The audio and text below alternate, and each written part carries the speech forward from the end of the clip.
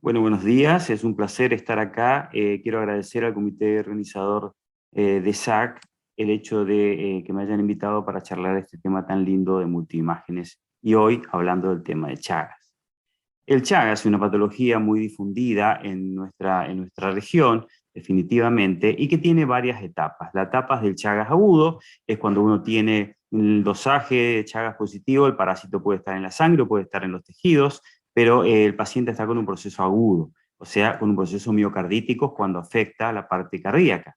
Tenemos la segunda etapa, que es una etapa intermitente, indeterminada, en la cual tenemos dosaje positivo de Chagas, pero el paciente está absolutamente asintomático.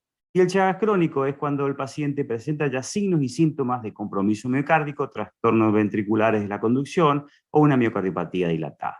El proceso chagásico en el cuerpo pasa por tres etapas. Primero un proceso inflamatorio, después muerte celular y por último la reparación de los tejidos con la producción de fibrosis. Estas alteraciones se pueden ver en la anatomía patológica, como hace muchos años atrás ya fue publicado, que sobre 58 pacientes que tenían Chagas agudo, el 100% tenía signos de miocarditis y esos presentaron una alta asociación con la dilatación ventricular y el derrame pericárdico. Por lo tanto, la prevalencia de esta patología vista por ecocardiografía es muy alta. O sea, nosotros podemos diagnosticar altamente con ecocardiografía cuando tengamos una alteración de la motilidad segmentaria con un trombo adentro o con 6 imágenes en sacabocado.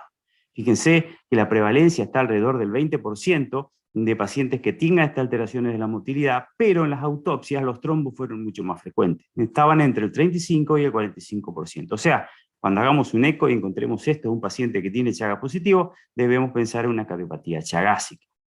Pero no solamente así. A pesar de tener ecocardiografía buena, vemos que la miocarditis, cuando ella está presente, tenemos una baja tasa de sensibilidad en el diagnóstico. La radiografía nos puede diagnosticar en el 58%, el eco en el 52% y el electrocardiograma en el 41%. Esto cambió con el advenimiento de la resonancia magnética.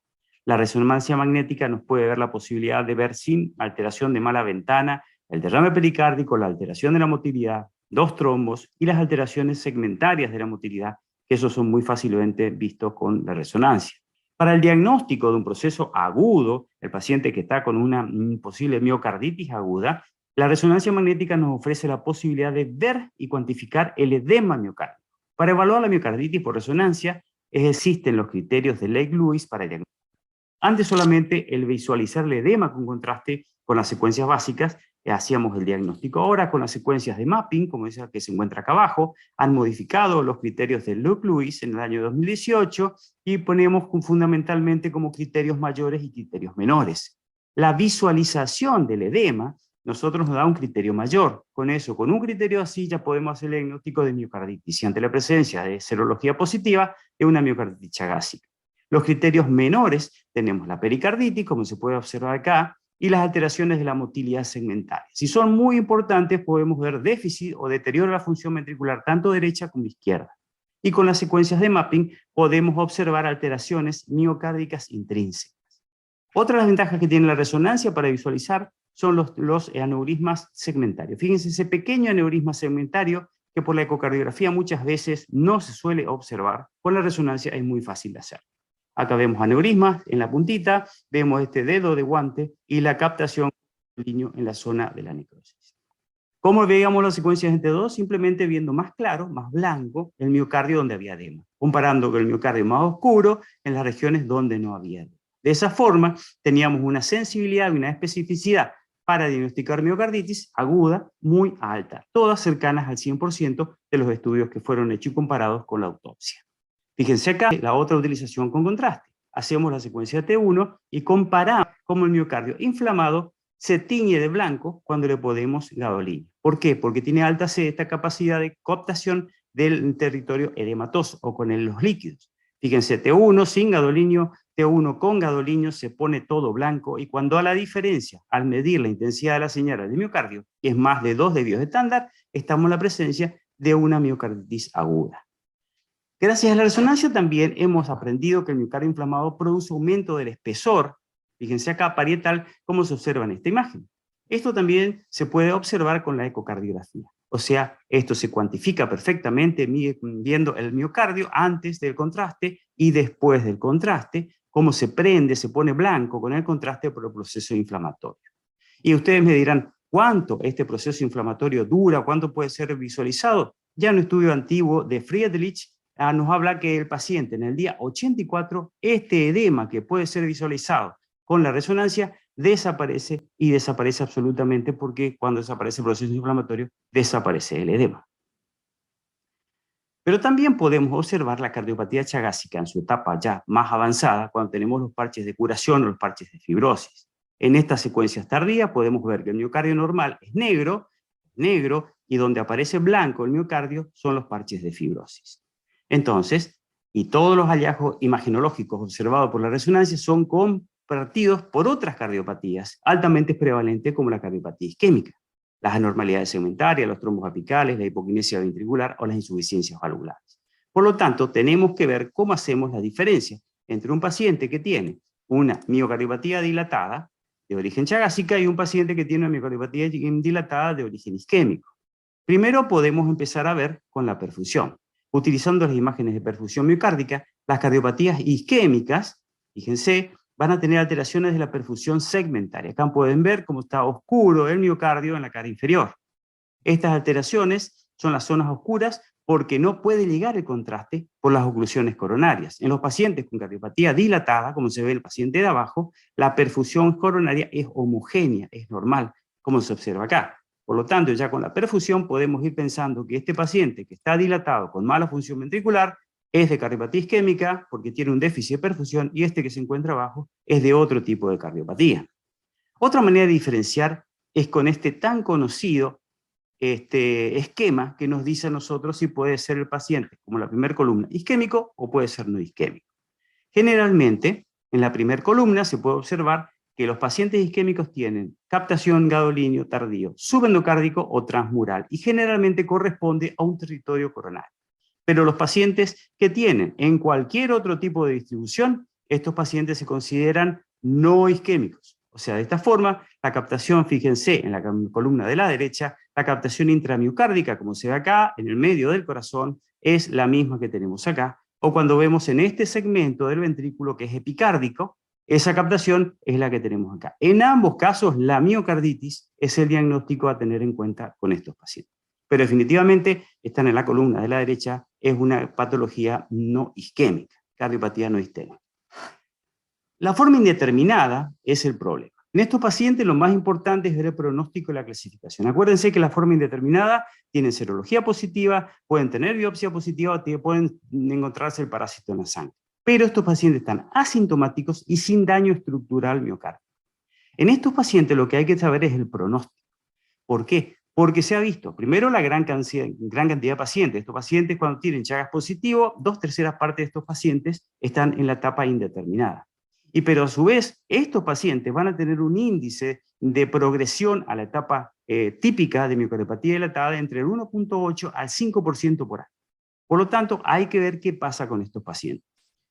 El score de RASI nos permite evaluar el pronóstico a 10 años.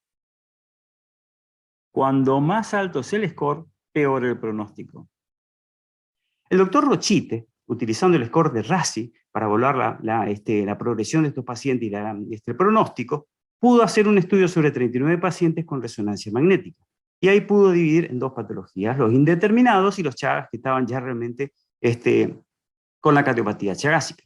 La finalidad de este estudio fue ver si la fibrosis miocárdica vista por la resonancia podía predecir la muerte a 10 años. Y encontró que los pacientes con fibrosis miocárdica eran proporcional a la clase funcional. Cuando menor porcentaje de fibrosis de miocardio era bajo, tenía una clase funcional muy buena. Cuando esto aumentaba, empeoraba la clase funcional. Y cuando se comparó con el score de RASI de mortalidad a 10 años, ocurría lo mismo. A menor cantidad de fibrosis miocárdica, porcentaje de fibrosis miocárdica, era menor el score de RASI, buena evolución, mientras que cuando aumentaba esto, aumentaba también el score de RASI. O sea, tenía mayor mortalidad a los 10 años. No solamente la cuantificación de la fibrosis nos indica peor pronóstico, también el pronóstico del subjetivo en la distribución de la fibrosis. Como se puede ver acá, los pacientes que no tenían captación de gadolinio tardío, o sea, no tenían fibrosis, o tenían solamente captación apical, estaban siempre en el score de RASI de bajo riesgo. Los que tenían un riesgo intermedio, porque tenían parches de fibrosis, pero no mucho, nos encontrábamos con un score de riesgo intermedio también en el RASI. Y aquellos que tenían alta capacidad, alta fibrosis en todo el miocardio, estos pacientes tenían un alto riesgo de mortalidad, es del 84% a los 10 años. O sea que mayor fibrosis, peor clase funcional, mayor fibrosis, peor pronóstico. Observar el patrón de la fibrosis es muy importante para el pronóstico en pacientes con cardiopatía chagásica. Pero también hay que tener en cuenta que no es lo mismo tener 70% de fibrosis como el paciente de arriba, o tener una fibrosis pequeña, demarcada por el gadolíneo, como el paciente de abajo. Acá tenemos 70% de compromiso miocárdico y acá tenemos solamente 4.6% de compromiso miocárdico. Para el pronóstico, la línea de corte de la fibrosis es del 10% del compromiso miocárdico, como lo demostró Shimizu en este clásico trabajo. Si tiene más del 10%, la fibrosis, el paciente tendrá mayor eventos cardiovasculares y peor clase funcional. Y por lo tanto va a tener peor pronóstico. Si es menos del 10% del miocardio, este paciente puede ser seguido con mayor tranquilidad porque tiene un buen pronóstico. Y esto que nos dijo Shimizu también coincide con los hallazgos de Rochite. Fíjense que cuando hablamos del 10% de la masa miocárdica, es la línea de corte que nos dice los pacientes que van a tener mejor clase funcional y los que van a tener menor score de RASI. Por lo tanto, van a tener menor riesgo de seguimiento de los 10 años.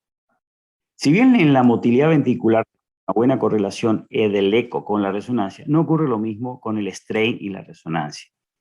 Fíjense ustedes que los pacientes, en la comparación del strain con los parches de fibrosis por resonancia, no se observaron buenas correlaciones. Por lo tanto, no se puede asumir que la alteración del strain ventricular segmentario se deba a los parches de fibrosis.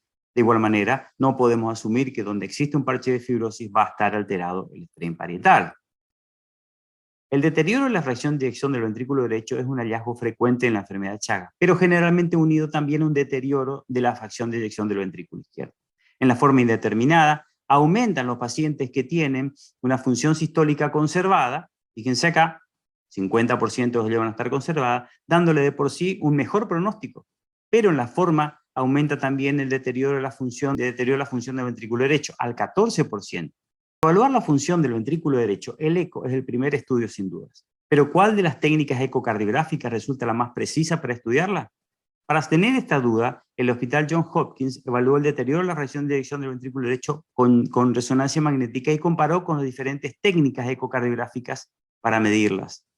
Los resultados indican que en la lista a la derecha podemos observar cómo el ranking de mediciones ecocardiográficas, la mayor precisión tienen los que miden el strain, ya sea de la pared libre del ventrículo derecho o la pared libre y el septum del ventrículo derecho.